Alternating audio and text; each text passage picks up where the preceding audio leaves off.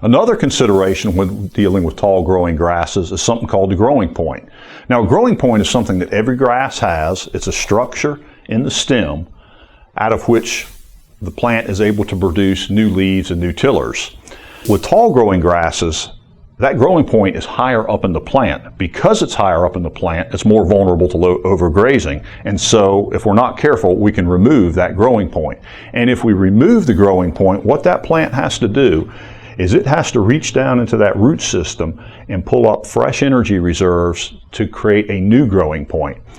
And typically, if we've removed the growing point, it's because we've grazed the plant very closely. And the important thing about that is it also means that by the time we've removed the growing point, we've probably removed most of the leaves, so they can't help us get that new growing point. We're back to pulling out root reserves. Let me show you what I'm talking about. So this is a study done by Dr. Bruce Anderson and his colleagues a number of years ago. They removed the growing point on a number of switchgrass plants out in the pasture. That's the red line here.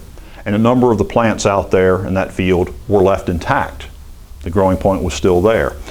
What you can see is the carbohydrate root reserves on the plants that lost their growing point went way down. Why? Because they're having to replace that foliage and they're having to replace that growing point. And during that time, what's happening is you're not producing very much forage because you're simply rebuilding your factory, you're rebuilding your grass.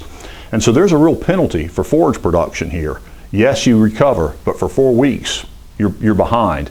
The other problem with this is during that 4-week period where that plant is small, there's not a lot of ground cover, and weeds can get in there and further weaken your stand.